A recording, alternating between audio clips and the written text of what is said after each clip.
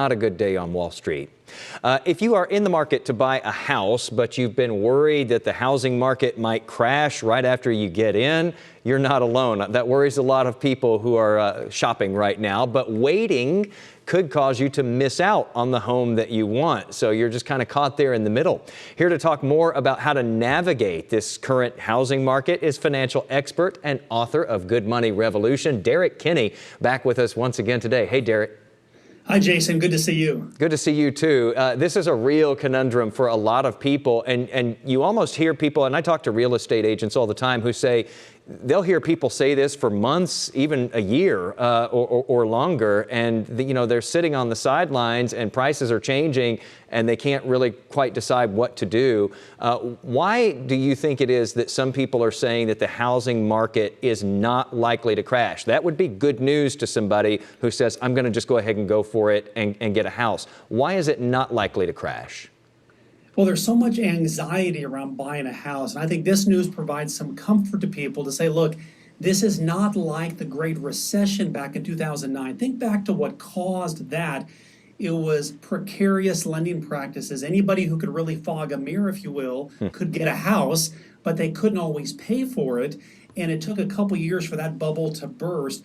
Right now, what we have is really an inventory problem. For example, here in Dallas-Fort Worth, we see more and more companies moving here because of the business-friendly environment, the political environment. All of those are favorable factors that really cause people to say, look, if we could get into a house that we like, we might pay a bit more for it, but at least it's a house that will likely appreciate and not lose a ton of value. That's really the key and perhaps the biggest concern most home buyers have right now. Yeah, and Derrick, every time you see projections of what's going to happen population-wise, they just keep projecting that more and more people are going to keep being drawn here, which is good for you if you've gone ahead and bought a house because it doesn't plunge in value, because you have too many houses on the market. That being said, here in the past couple of months, we've been seeing prices getting dropped on some of these homes that are for sale. What would you say about that as far as, what's causing the prices to drop right now, if people are noticing that?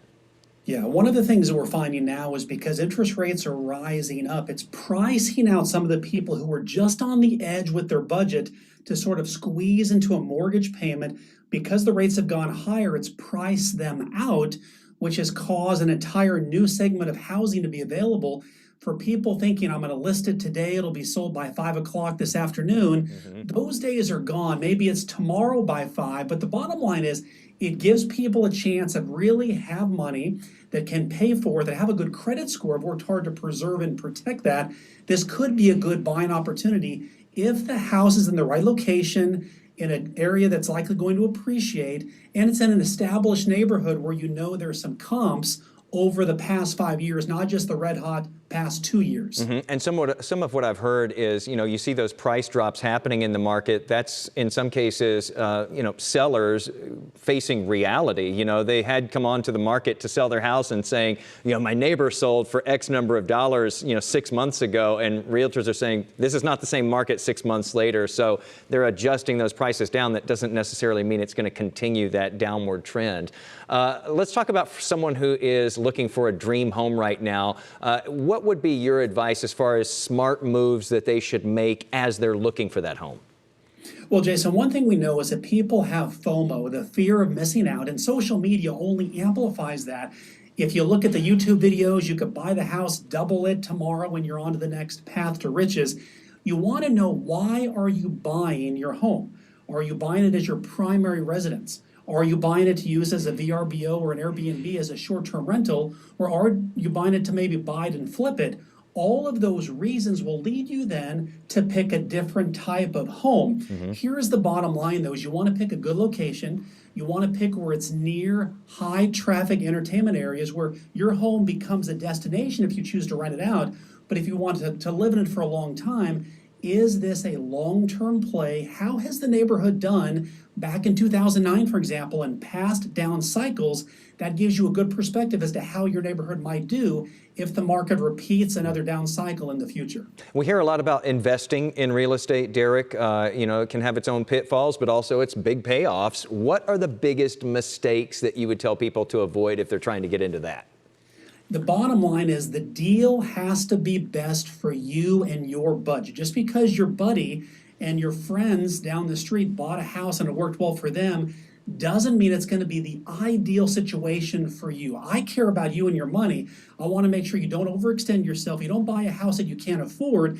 And if things do come further down, does it cause you to delay retirement? Maybe you can't send your son or daughter to college. All of those areas are big things to look at. So weigh what I call a 20% factor. If you had to cut your income by 20%, could you still safely afford that house? If so, it may be worth considering, even with interest rates on the rise. All right, the 20% rule. Now, Derrick, I know we brought you on here to talk about real estate today, but I can't let you go without asking you about the markets today. So, kind of talk us down here. A lot of people look at that and they think, oh, my 401k, my investments, my IRA, whatever they might have invested. What do you say when we see days like this and the possibility of some more of that volatility going ahead to the next Fed meeting?